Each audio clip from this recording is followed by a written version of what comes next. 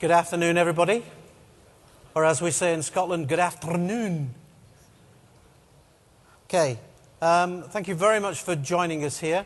Lunchtime, wow, I'm impressed.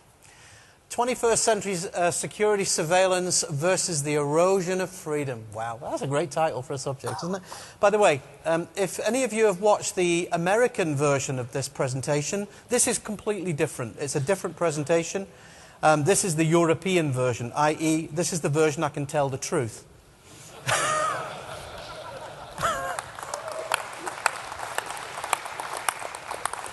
Okay. Thank you. So, I would like to point out this is not an awareness session. This has nothing to do with Microsoft. This has nothing to do with technology. This has nothing to do with TechEd. This is just a subject I thought, wow, this is a story that needs to be told. This is a subject that's been written about in the press for years. And, you know, the amount of people that come up to me and go, Andy, is it true that there's a list of words like catchphrases that the NSA uses? Yes.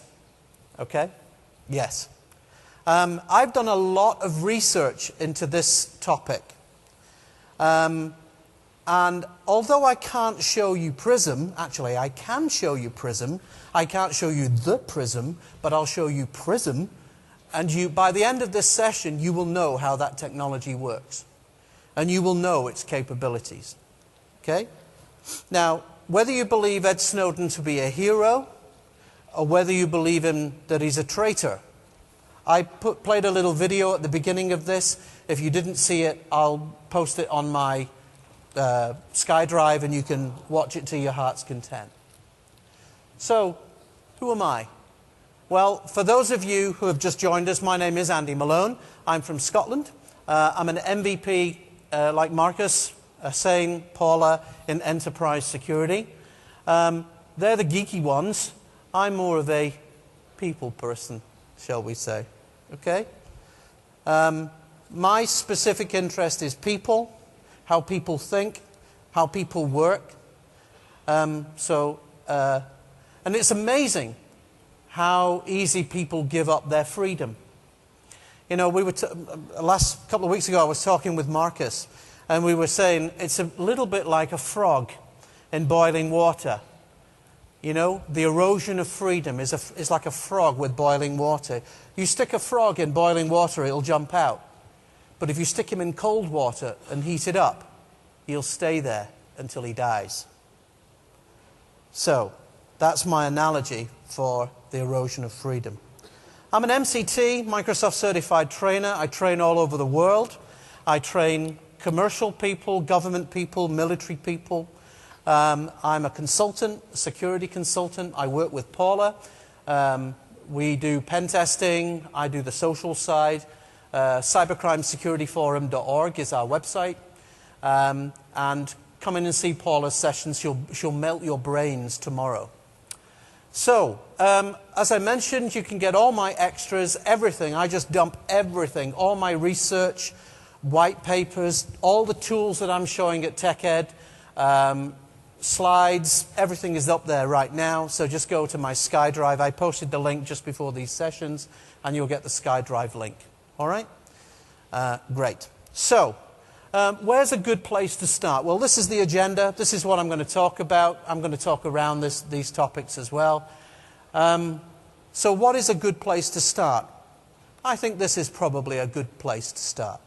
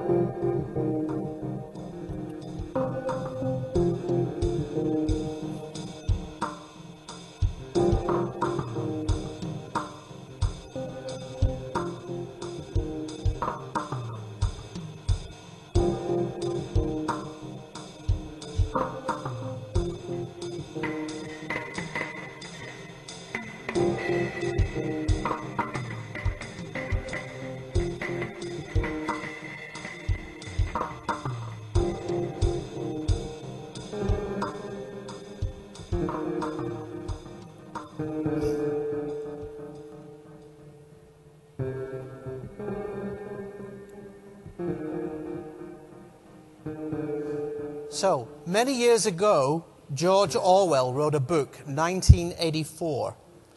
And the book portrayed a kind of dark vision of a future where everybody was surveyed. Everybody was monitored. Phone calls were tapped. Communications were monitored. People were barcoded. That couldn't happen, could it? It couldn't get that bad, could it? Volume, please. Warning, track 6. Do not leave bags unattended. Maybe you see something suspicious, but you don't want to get involved. It's nothing, you think. Can you be sure? If you see something, say something. Report suspicious activity to local authorities. Wow. Suspicious activity. I would imagine my local police office is getting thousands of phone calls. This guy looks suspicious. Actually, I laughed at that commercial. I did. When I first saw that commercial, that's a real commercial in the US, by the way. When I saw that, I actually laughed. But then we had the Boston bombings. And suddenly, it's not funny anymore. Suddenly, you realize that's the key thing. We're not in that world that we used to be in 20, 30 years ago, before the internet. You know, we now live in a very different world. You know, who's got kids? Raise your hands. Got kids? Yeah. So, you don't let the kids out anymore on the street. Remember when you were a kid, you used to play outside? Ooh, can't let them out. Something might happen. Something might happen to them. We're growing up to be this paranoid society. Unfortunately, and with all the technology that we're amassing, technology, unfortunately, brings a downside as well. So back in the days of yore, the internet was this nice flowery idea. However, the reality is something a little bit more sinister. So, like all technologies, like the written word, like the movie, like everything, it's twisted and turned. Why? Because we're human beings. You know, human beings have the great potential for evil. We have a great potential of good in us. And again, there's a tipping point that turns people either good or bad. I had a conversation with my friend Marco the other day, and in the 1940s, 1939 to 1945, the Nazis made immense headway through Europe. They cleared out whole towns of people, and they murdered 6 million people. And one of the reasons that they had great success of that is because of the documentation. Everything was well documented. Everything was monitored. They had lists and lists of people. They knew where they were. They knew how to find them. So, are we kind of relying too much on amassing information and amassing data? In this presentation, I'm not for anything and I'm not against anything. I'm going to try and bring a kind of balance to it, and I hope I kind of do that. So, we live in a different world today. Hostile nation states, hackers everywhere, the potential inside man, as we just spoke about. The interest and availability of security tools. It's everywhere. We're all interested in it. We want that security tool. We want to know how it works. It seems like we've gone crazy about security. Whistleblowing websites, hacktivists, Ed Snowden. See, they're coming for me now. There you go, I told you.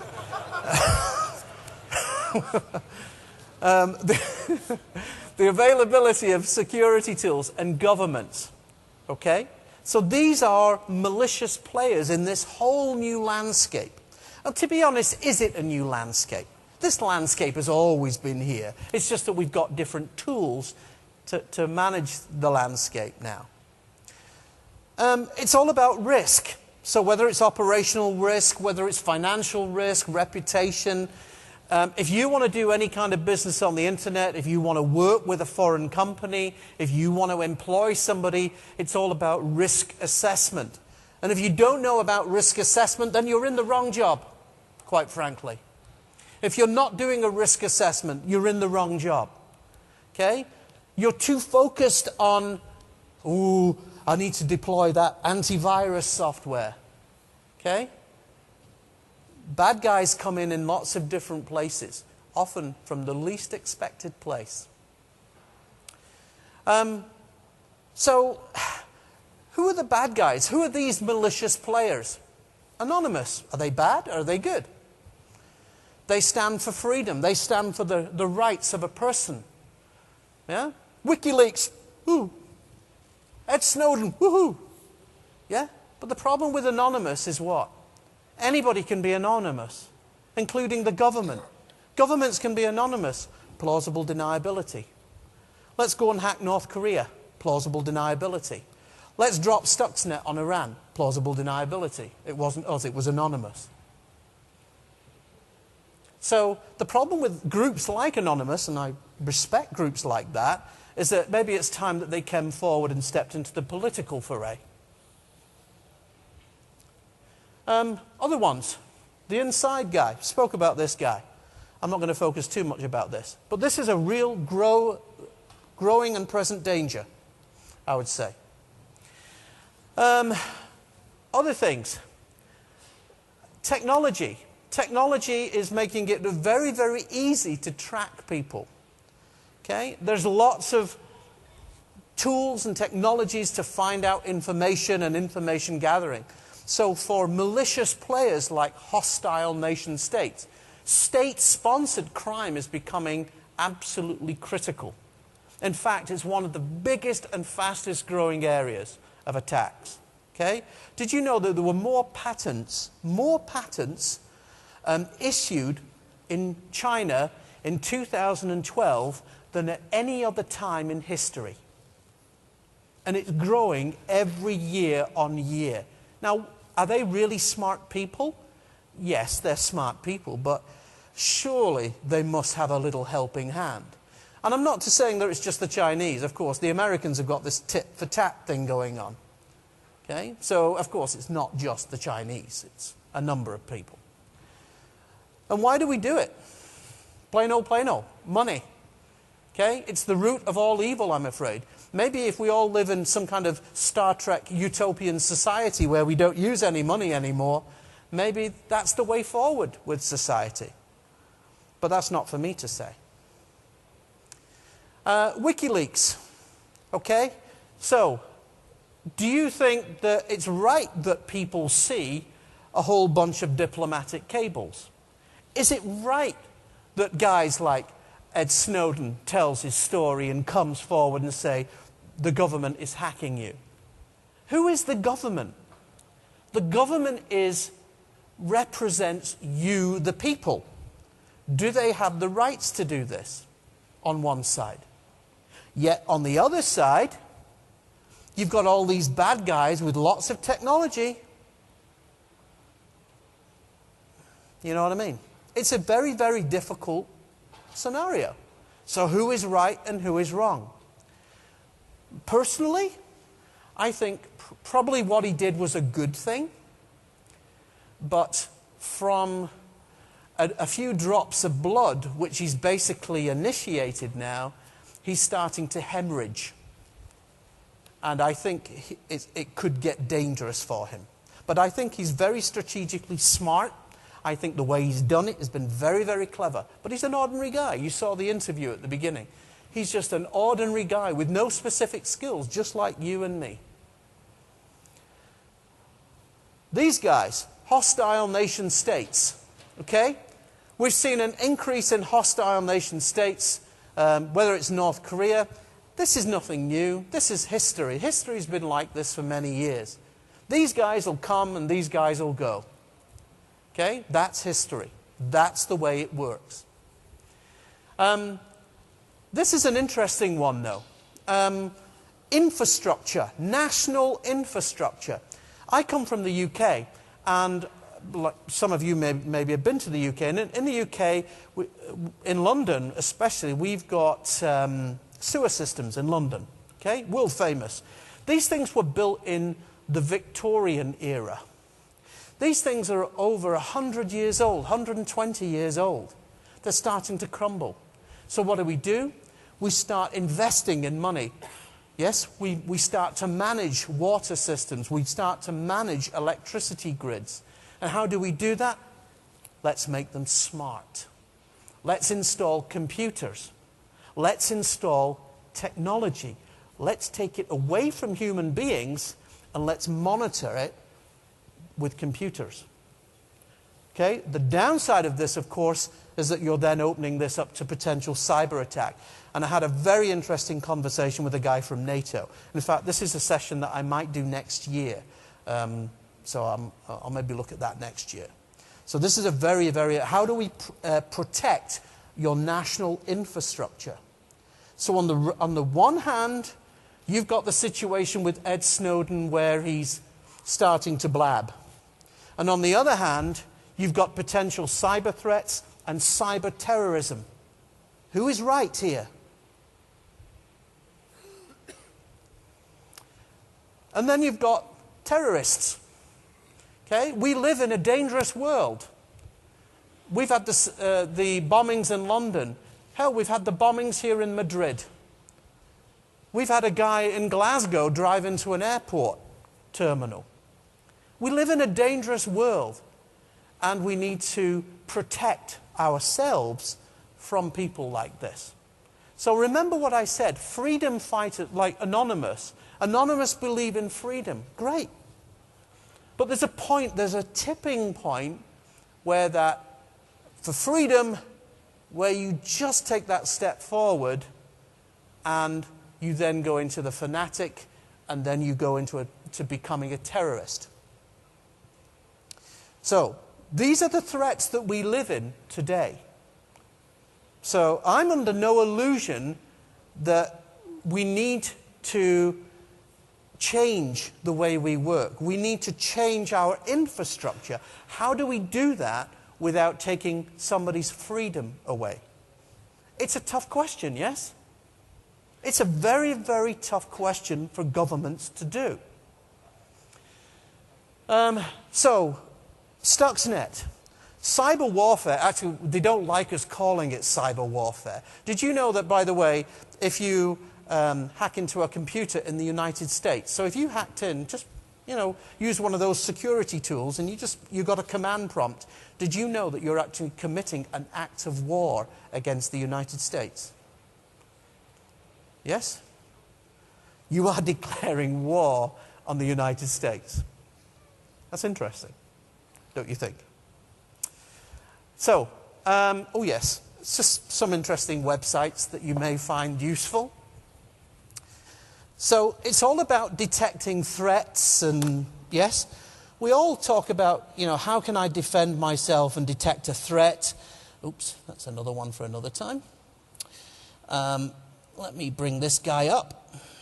Okay, so we obviously have our national organizations that are designed to protect us, security agencies, and I know that some of you are in the room, okay? I know this for a fact. So we've got the National Security Agency. You've got websites like SIS or MI6. This is the UK version of the National Security. Actually, SIS is more the CIA of the UK. Now, why do I show them together? Because most of these, they kind of work hand in hand. They kind of use the same technologies. Why? Because it'll save money in the long run. Then we've got sites like GCHQ. GCHQ, of course, is the UK's major listening post. It did a great job in World War II, defending the nation against the bad guys, and it does a pretty good job today as well. It doesn't kind of listen in on cables. It has a direct access to them. So these... So if you're concerned about the government actually listening in on your email, they've actually got a direct connection to it. So basically they've got actually directly tapped into the cables, so into the actual fiber cables. So that's that. The other things that we've got, and you'll notice I'm not showing the usual stuff. This is a good website, so it might be considered subversive to show you this website. I think this is actually better than WikiLeaks because it actually shows you more recent documents and actually what's really going on. Again, I'll post all these websites and things. So this is a public intelligence freedom thing.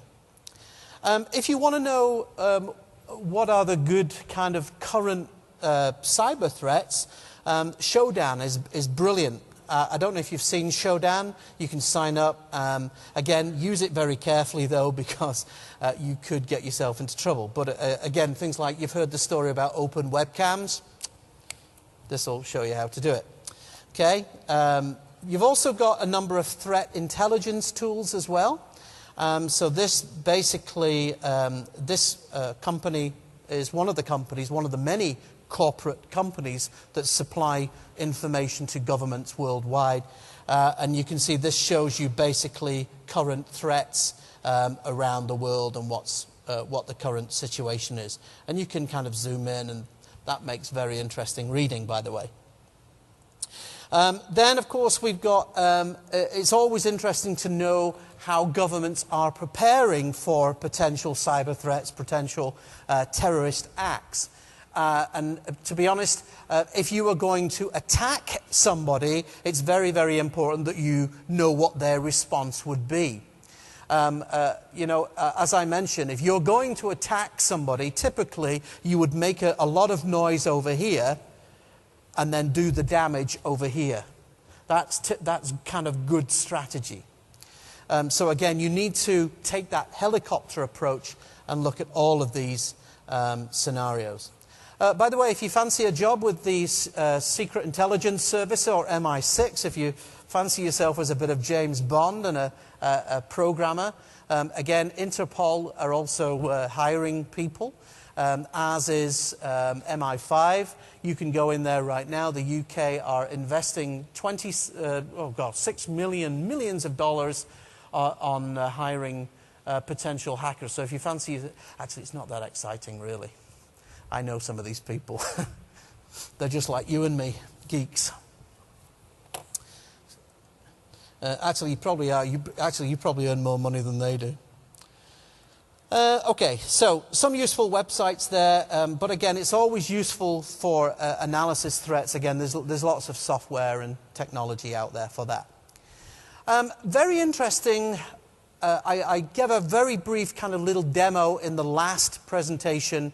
A few years ago, the US government were wanting a method that would allow nation states who are suppressed, so North Korea or countries that they felt were being suppressed, to have a way of creating an anonymous network.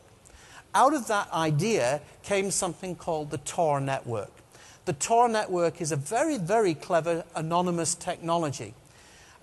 So far, officially, it can't be tracked. However, of course, you still use applications on the Tor network, so potentially you could track the applications. It's just like the idea of if I was a terrorist, the last thing that you would do is keep using your mobile phone because they would trace you with it. So with a terrorist, you might say, hey, what I might do is I might buy a mobile phone every day and just throw it away. Okay? And you probably think, hey, they'll never catch me that way. No, they will, because basically they look from the calls in that particular area. Okay?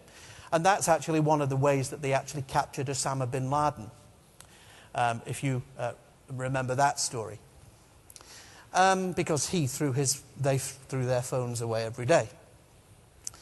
Let me show you, just in case, I apologize if you've seen this demo already. I'm going to show you some of the other bits and pieces in there. In fact, what I'm going to do is I'm just going to close down just all these websites. And I'll close down this one too. And here's that prism. Oh, gosh. And I am going to open up a Tor browser. So this is affectionately known as the onion router. And the idea of the onion router is that it basically provides a means of peeling away your information to make you anonymous.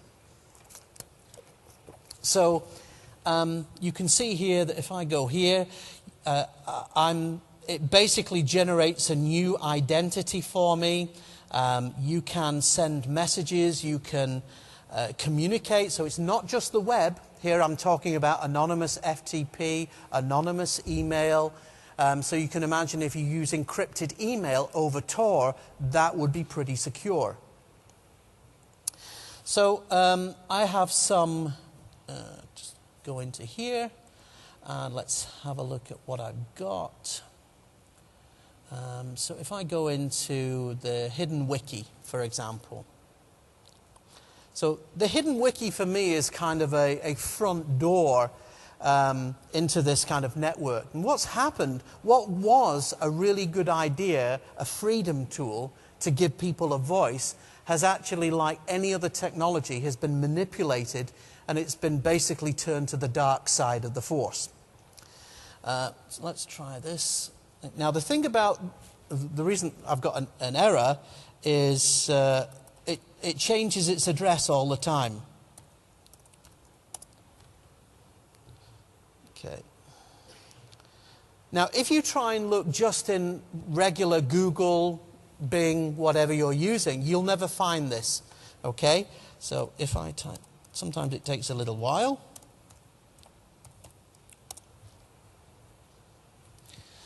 And you can see Wikipedia, what's the hidden wiki, and so on. But if you browse down, you will see, there you go. See this? All the funny letters and numbers and things. Right, that looks pretty good. Now, the way they do that, they've actually got a piece of software that every day, in fact, I think it's like 3 or 4 times a day, it randomly generates a new address. So it randomly generates a new identity automatic. So this is why it's so difficult sometimes. Let me just close that down, try again.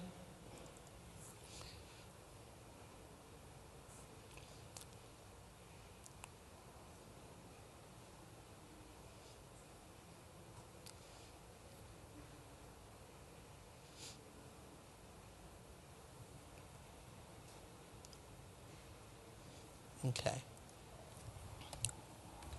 So let's just have a quick look here. Let's try that one more time.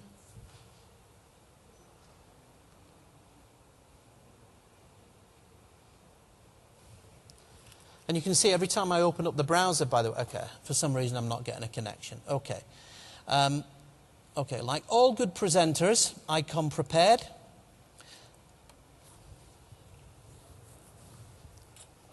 Okay, so let's go into this. Let's start the browser.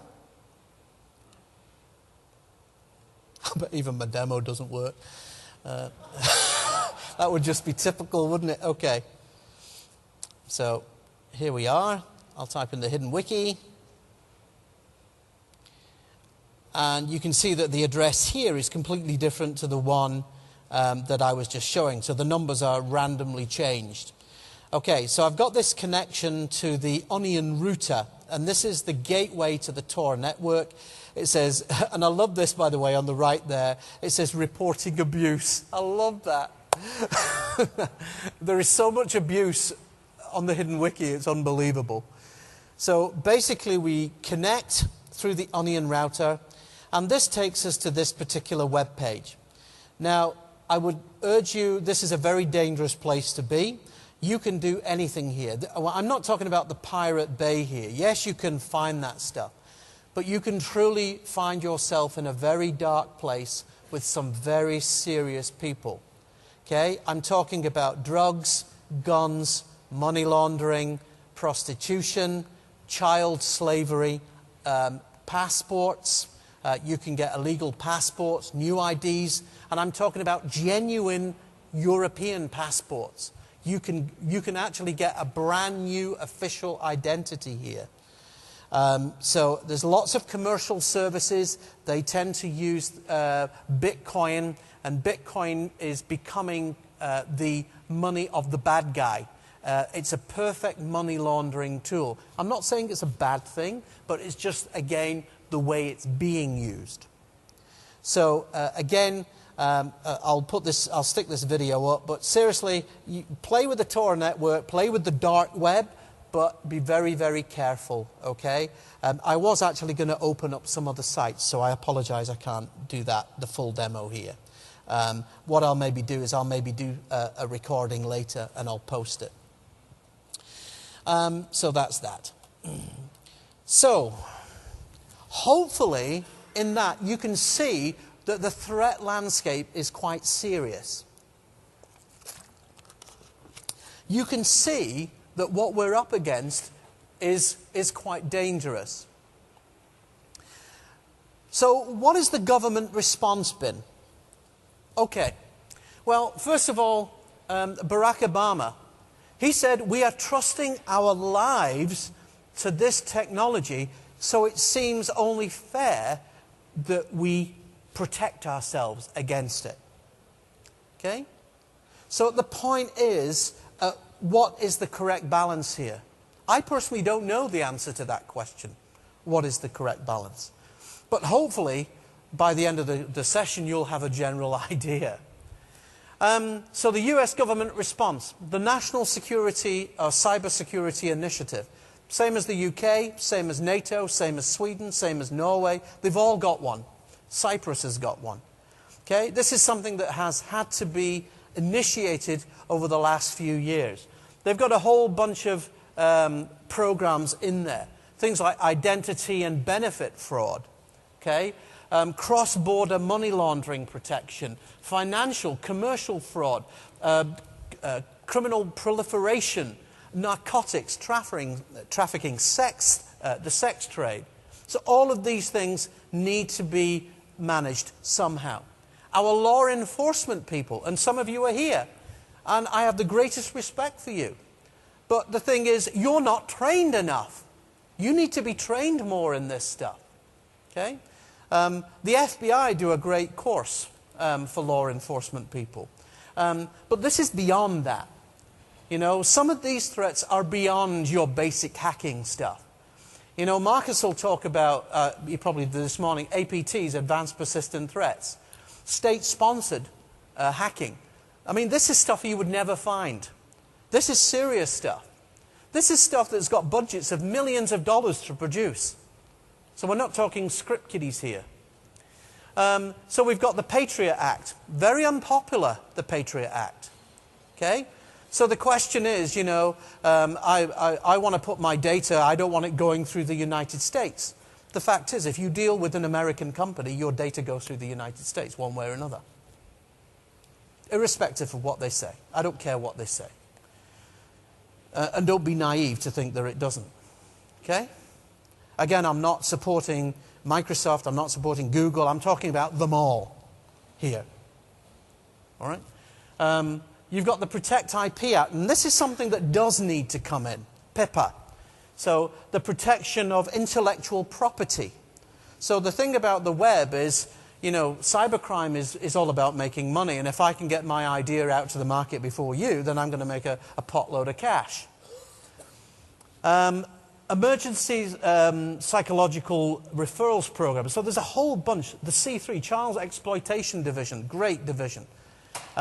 Protecting against potential, I thought there was a light going to drop on me then, an act of God. The UK government response, they're investing, get this, they're not investing a couple of million, they're investing 650 million into this. And that's not chump change. What do you think they're going to do with that money? I mean, that's massive. That's staff, that's equipment. The UK work right alongside the Americans. They use technologies like boundless informant. They use PRISM. Okay? So they work together, as do many other European countries, by the way, not just the UK. So this was formed by a bunch of politicians. And anybody can join this, by the way. It's definitely worth going along to. So this is the International Cybersecurity Protection Alliance. It's for businesses and governments to come together and try and solve some of these issues. David Cameron will tell you all about it right now.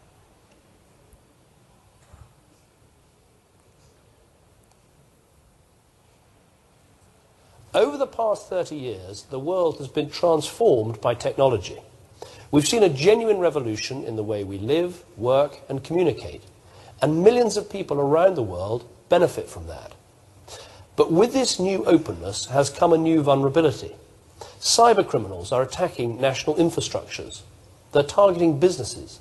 And they are scamming and stealing from citizens and customers all over the world. Our government has already injected an additional £650 million to help improve our national infrastructure and protect against cyber crime. But the very nature of this threat calls for more than a national response. It demands a truly global response. And that is what the International Cyber Security Protection Alliance is all about. By forging new relationships between businesses, governments, and law enforcement officers all over the world, by investing in new training, and by building an international exchange of expertise, the ICSPA is forming a network powerful enough and wide enough to face down cybercrime. I'm pleased to support this important organisation, and I wish you every success in your vital work ahead. Thank you. Okay, so how are these policies starting to be enforced? So we've spoke about the governments coming out with these series of policies, CISPA, PIPA, SOPA, and so on. How are they actually being enforced? So, first of all, surveillance. Surveillance comes in a number of ways. It can be covert, it can be physical, it can be audio, video, street cameras, monitoring computers, monitoring communication. Typically, European law, certainly the UK law, dictates that any surveillance taken about, for example, most of the US, you start to think, is the US monitoring absolutely everything? Yes. Can they store absolutely everything? No, because there's just too much. It would overwhelm them. So they store it for a certain amount of time. The UK stores it at the moment for 30 days. Typically, anything between 30 days and 180 days, depending on where you are in the world. The UK basically want to use this technologies like PRISM. They want to change that to 12 months. So they want to store that data for 12 months. That data, by the way, doesn't contain all your emails and the content. It's all the metadata. So the logs, where it's going, who it's going to. It's got the subject headings, but it doesn't actually contain the content because you would need a warrant for that. Okay? So it's still not completely above the law. But do they have the capability to do it without a warrant? Of course they do. Okay? So that is the types of surveillance that we're just talking about. GPS surveillance. Anybody tried those Google Glass? Have you seen those? No offense, but how creepy is that? Yeah? Big Brother is really watching you. Surveillance, the benefits. Okay, so why do we have surveillance technologies? Caught in the act. So you saw somebody mugging somebody in the street. You saw somebody ripping something off from a cash machine. Strategically important, maybe for example, outside the centre here, we can monitor the flow of traffic, people coming in. It does deter potential offenders. It facilitates deployment of other forces, whether they be military or law enforcement, to control crowds or to manage emergency situations. So there are definite benefits to surveillance. However, going back to 2001, what we had in really 2001 really kind of changed everything. September 11th, 2001, and we also had the 7/7 attacks in London. And also here in Madrid as well. That changes the situation, okay? So we're going to talk about that in this next section. And the question is, does this surveillance go too far? And I've already kind of said this. It's not recording everything, it's just kind of recording the metadata. And from that metadata, they can then sift through that, and they can basically say, hey, hang on, we want to flag this person up. And how do they flag it up? It's normally through keywords, whether those keywords be verbal, written, transmitted, what have you. So there's a series of keywords that you say. So if you typed in an email the word nuclear, now if you sent it once, that might be fine. If you sent it 20 times, that might flag up. That's the kind of flagging that I'm talking about here. Andy, what about my rights? What about the Fourth Amendment in the United States? Okay, Fourth Amendment in the United States says there to protect against unreasonable warrants and seizures. What's unreasonable? What's unreasonable? What's your definition of unreasonable? This is how they're getting around it. See? And it's not just here. It's the European Union, it's China, it's Canada, it's the UK. It's all the same. Unreasonable seizure. So, unnecessary. What's unnecessary? We live in a world where it might be necessary. It's all words. But this is what you vote for. So, this is the kind of the legal aspect of it there on the left. So this is kind of the procedure. So if you were suspected of being a terrorist, you were constantly vacationing in Pakistan or something. It's a very nice place, I'm sure. You might decide to go for a camping trip in Pakistan somewhere. But if you're constantly going there and maybe taking a little tourist bus to Afghanistan, that is going to flag up sometime. So, I've got your name, I can see your unusual travel, that's going to flag up with the security services, and it will warrant further investigation. If you are going into a DIY store and you're constantly buying certain chemicals, yes? Okay, you might be putting them, you might be have a big farm, you might use fertilizer, but if you're not a farmer and you're buying lots of fertilizer, that would flag up. Okay? And again, you can see here the procedure on the right. You probably can't read that. But on the right there, it talks about the steps that most governments or most law enforcement agencies need to take in order to move forward there. So, question is Big Brother watching you? Well, by the looks of some of you in the audience, I would probably say yes, to be honest. Gee, I thought that'd get a laugh, but it didn't. There you go. So, is Big Brother watching you? Well, street cameras, bank auto tellers, public area monitoring, cameras on public transport, credit card monitoring, employee record monitoring, telephone logs, IP address monitoring. Of course, we're all being monitored at one point or another. So, a Game of Drones. Don't you just love that TV show, by the way, Game of Thrones? It's my favorite show. So, Game of Drones. These drones are being deployed now in fact, not just US cities, but also US for non-military use. So they're being deployed for non-military use. They're actually less expensive than sending up a helicopter with 2 guys to monitor. So, and these things are a little bit cheaper than, obviously, fueling helicopters and people. The UK and also the European Union have bought these as well, so it's not just the Americans. But at what point would it be acceptable to have these flying around the skies of Madrid? Is that acceptable? Would you feel comfortable with that? Would you feel comfortable knowing that your every actions can now be well, we know that we can be photographed from space.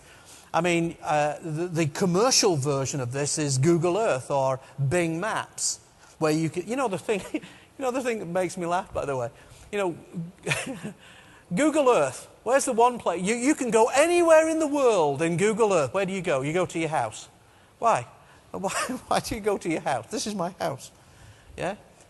That's true, by the way. So the next generation of satellite, by the way, have got facial recognition. So we don't need these. We've got these. We can see you from miles up, and we've got facial recognition. Heat signature recognition. One way or another, we're going to get you. Okay? This is true. This is not fiction. This is the world's smallest drone. Okay? It's a mosquito drone. It can take DNA. It can be remote controlled for up to a mile away. Tiny. That's scary stuff, huh? That was leaked on WikiLeaks, by the way. That was one of the WikiLeaks.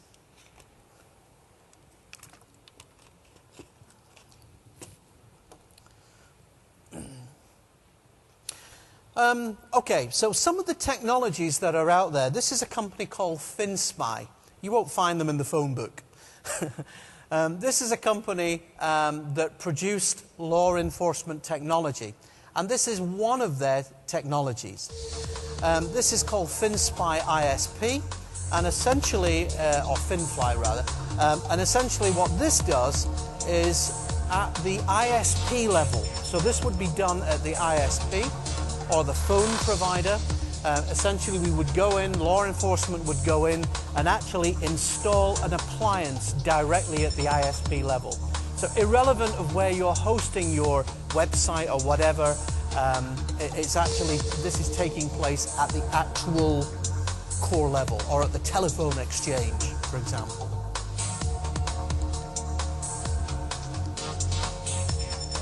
iTunes, I never use that.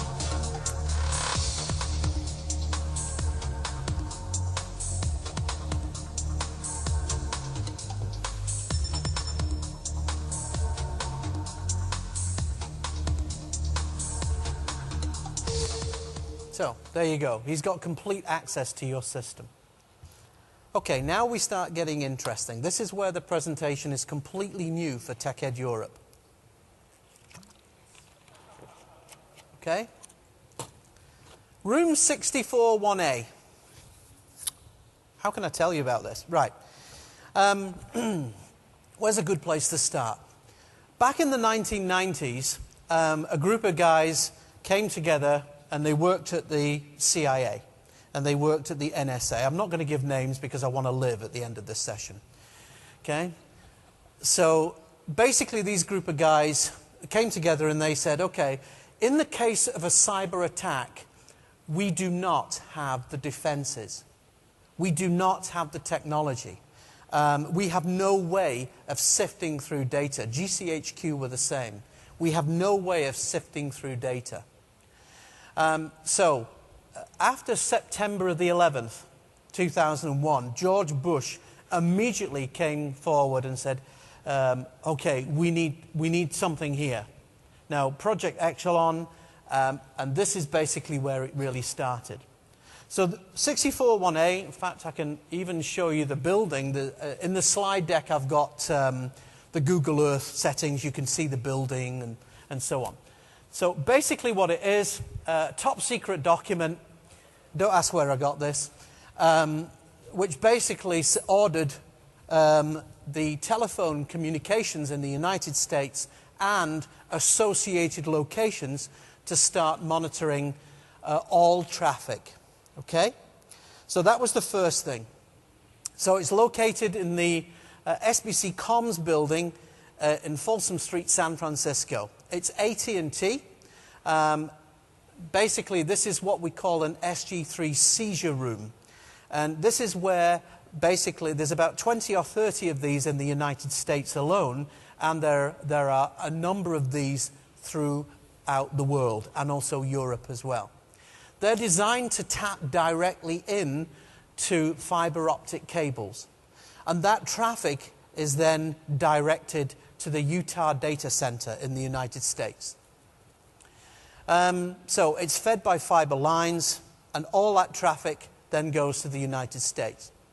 So William Binney, basically, he was part of the group that kind of put this program together. And he basically had some concerns about the fact that George Bush was saying basically we need to monitor everybody without unreasonable reasons, or without reasonable reasons. So this is the diagrams. This is some documentation that I've included. Don't ask me where I got it. So this then moved forward. So after 9/11, one of the first projects to come out of the National Security Agency was a project called Thin Thread. And Thin Thread, by the name, was the ability to basically take massive amounts of data and start basically picking off what you want. Okay? To be honest, it was okay. The idea was you could extract the data and you could then use it for further analysis. So it was basically to gather and analyze, sort through massive amounts of data. And we're talking petabytes of data. So we're talking 10 years ago, we're talking, this is like big data. You know this big term, big data at the moment. However, the project was abandoned by the National Security Agency. It didn't work. It was too costly at the time. And then President Bush said, no, we don't like it. So then September of the 11th happened. And this project was then replaced with a project called Project Trailblazer. And of course, the other project was something called warrantless wiretapping.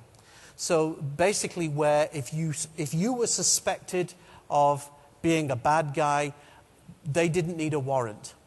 So they could just tap your phone lines, tap your email without any kind of warrants. That actual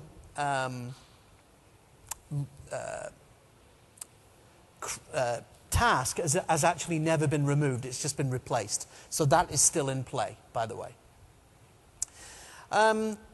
So now we come to 2012, 2013. The NSA has a project now called Boundless Informant. And this is really for big data mining. Now, as you can imagine, most of the National Security Agency and the CIA is not military. Most of it is actually with third-party corporations and companies and big organizations. So a number of these companies have come together and they've got contractors in play for this. So Boundless Informant essentially works like this. So in the middle we have the very large, one of the largest data centers in the US. This is the Utah data center.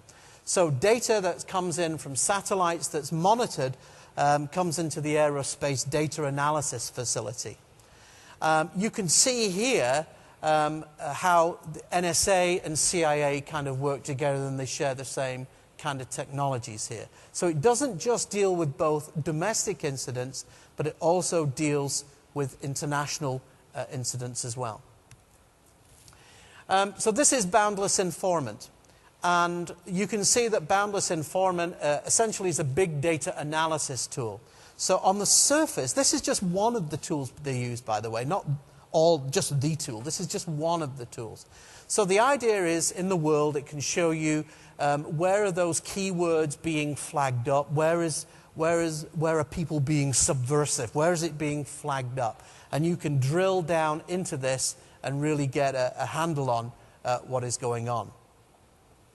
So basically, it's a very powerful data mining tool. So in my last presentation, I showed you perturber. Think perturber on steroids, and then you'll kind of get the idea.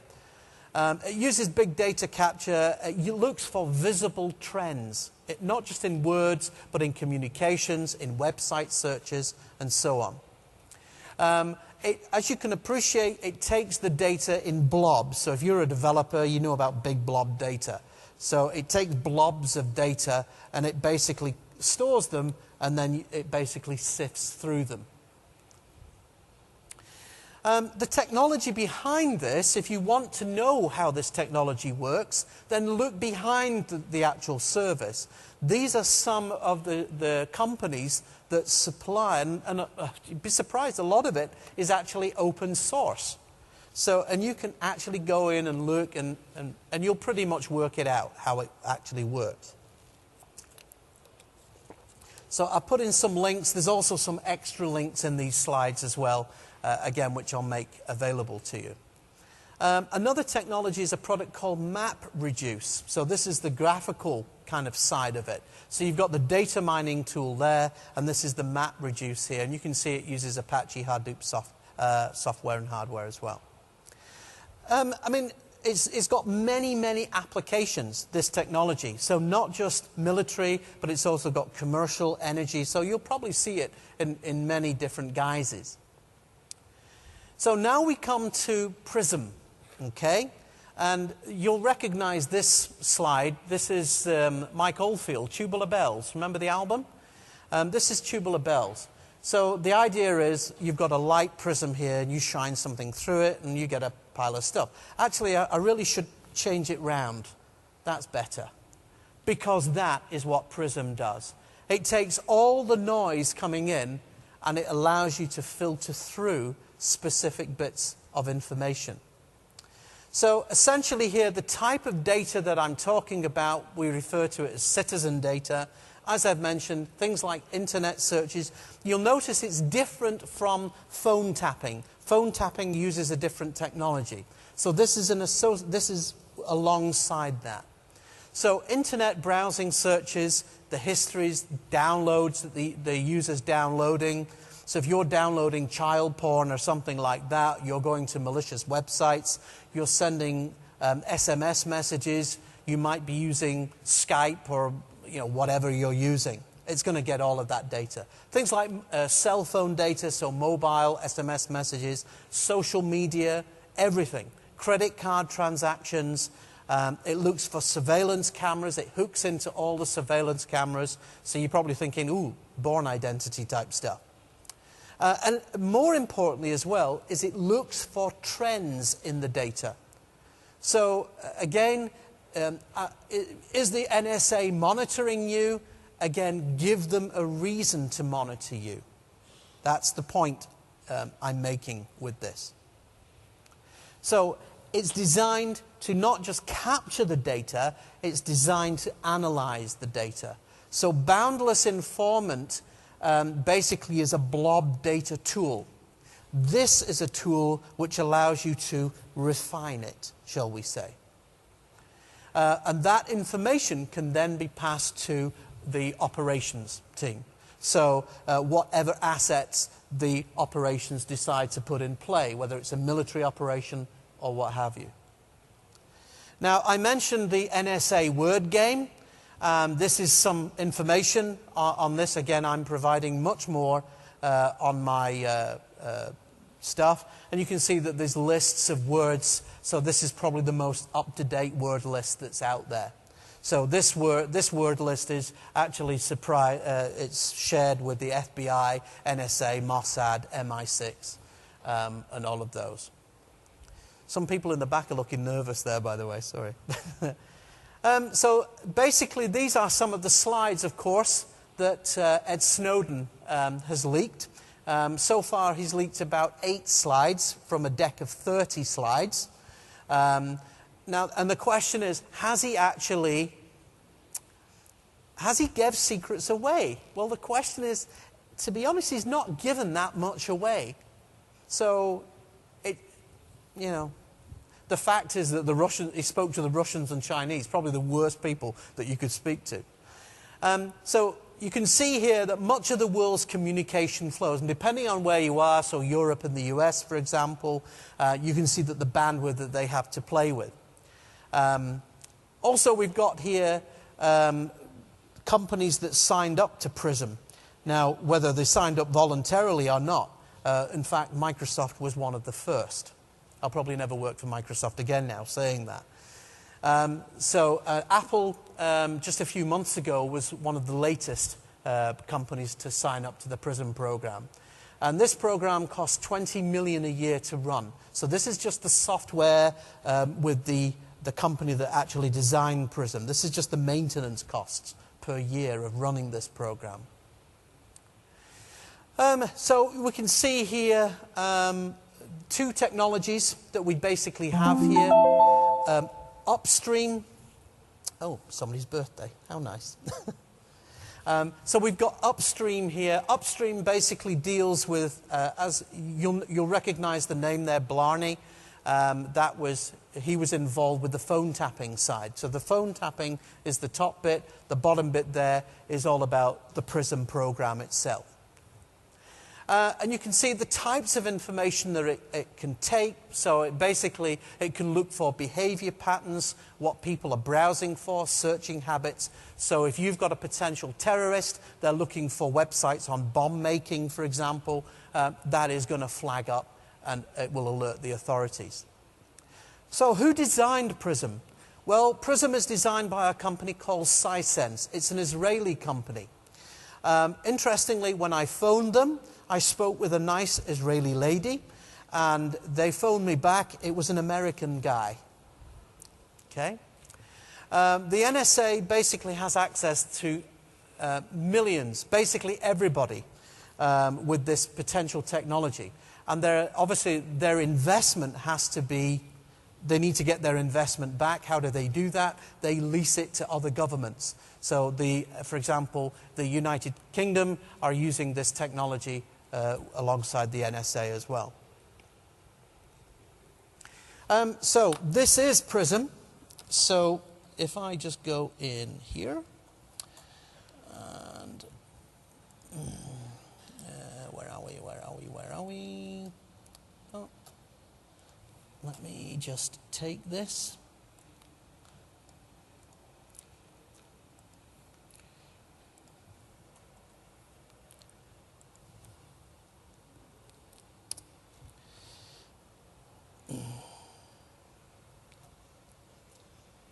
Okay, so this is an interesting website, Investment Watch, and this tells you all the companies that designed Prism. So all the different companies, who's investing in the actual program.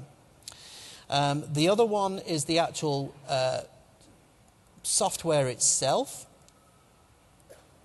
So this is the actual program, and you can see it looks quite innocent. So this is Sisense's website. So massive data. So it talks about the product, the different customers. I must confess, when I contacted them, they didn't come back to me.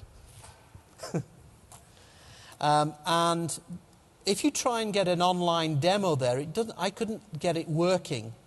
However, I found another location, and again, I'll give you all of these links, and you actually get the idea. This is Prism. So this is the technology behind Prism. Now, in the demo here, you can see that I can go back years, months, days, weeks, what have you. The demo is just really talking about disasters. The types of disasters that we're looking at, obviously, you might be interested in terrorist attacks. So where have the terrorist attacks been taking place? What was the severity level? You can really, really drill down into this. So this is what we mean by analysis. So if you can then take that to the military fold, and you can imagine if you're looking for specific types of searches on the internet, you can drill down into that. Who are doing those searches? Where are those searches taking place? That's how Prism works. That's one of the technologies behind it.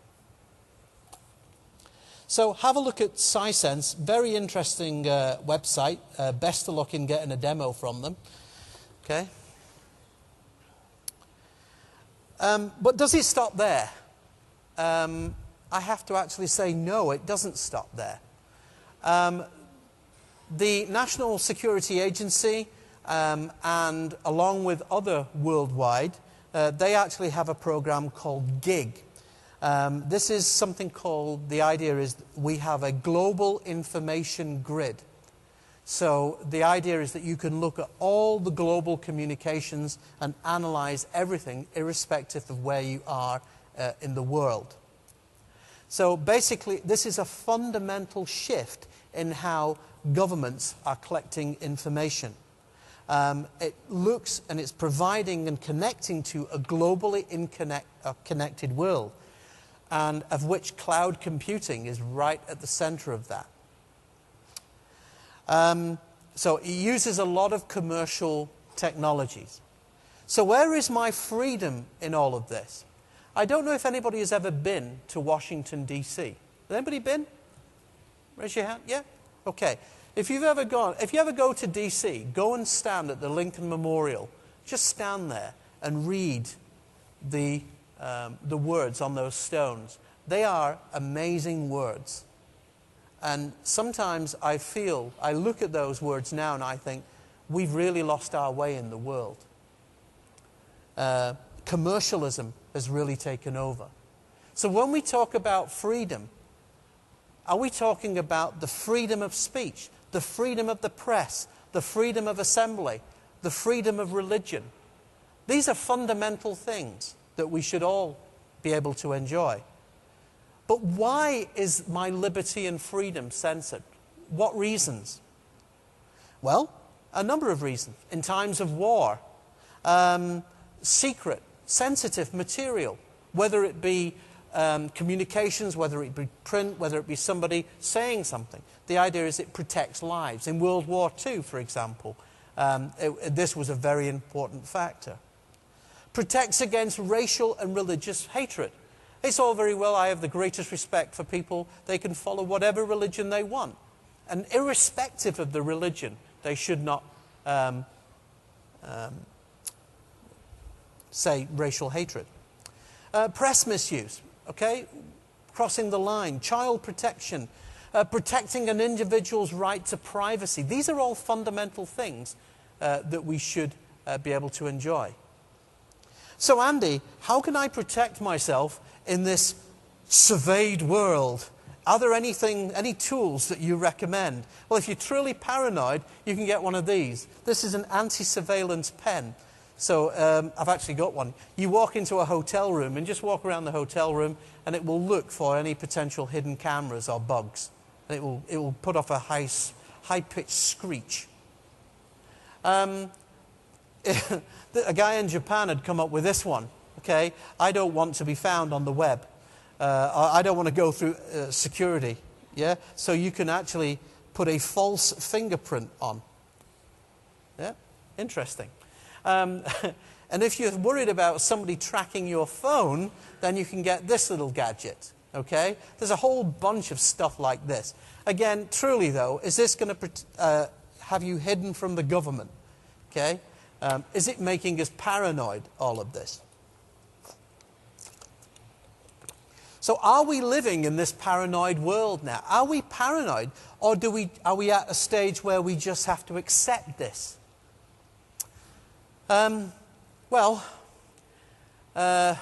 Paranoia in everyday society. I saw this commercial a couple of months ago in the US. I was in Seattle a few months ago. And this is a commercial that was on TV. Check this out. Recent statistics about teens' behavior show disturbing facts. 6,000 children under the age of 18 start smoking every day. 80% of high school seniors have used alcohol, and 62% have been drunk. 20% of them are skipping school. 8 out of 10 teens are lying to their parents about something. 15% of teens have sent and received sexually suggestive images. Stop wondering whether your son or daughter is included in these statistics. Now each parent is able to learn the truth and protect your kids from harmful behaviors. How? By installing the Mobile Monitor application on their kid's phone. Mobile Monitor satisfies all of your needs as a parent. It's the perfect cell phone tracking application to monitor your child's behavior and do it in total secrecy. Find out whom they're talking with. Learn whom they're texting with and what about, meeting at the bar and skipping school. Know where they are at any time, at school or somewhere else. Monitor all images, video, and audio files for any inappropriate content, violence, or sexuality. Check web pages visited by your teen's phone and more. With the Mobile Monitor application, you'll be one step ahead and learn everything that your teen is hiding from you. Who needs the NSA when you've got mum and dad? Isn't that insane? Have you ever seen anything so insane? 8 out of 10 kids are lying about something. Of course they are. They're kids. Let them be kids. So we're starting this paranoia at a really, really early age. It's insane. So what's my conclusion in all of this? I've tried to provide you with the argument for surveillance, and I've tried to provide you with the argument against surveillance. What's the correct way? What's the right answer here? Well, first of all, we're living in a world where most of the internet technology is controlled by the US. Okay? They control DNS, they control encryption technologies, NSA Suite B encryption. They've got the keys. Is it right that one country has the rights to hold everything? So maybe it's time that this was dispersed in an international organization. That's just my thoughts. Looking at the internet, though, we need to move away from this fear. We're now in a different time. The world has moved on. We now, I think, need to be more open with the internet. Maybe it's time for changes. Who knows? Just a few ideas on a Wednesday afternoon. So, we've talked about the argument for. We've talked about the argument against. I've showed you some of the technologies behind PRISM. I hope it's made interesting thoughts. Just to remind you, you can get access to all my extra content by signing up to my Twitter, and the link's there. I posted the link. You can get access to my SkyDrive. Please do come along. I've got a top 10 cybercrime thing this afternoon. It's a lot of fun. Come along. But I really appreciate you coming to my session. I'm Andy Malone. Thank you very much.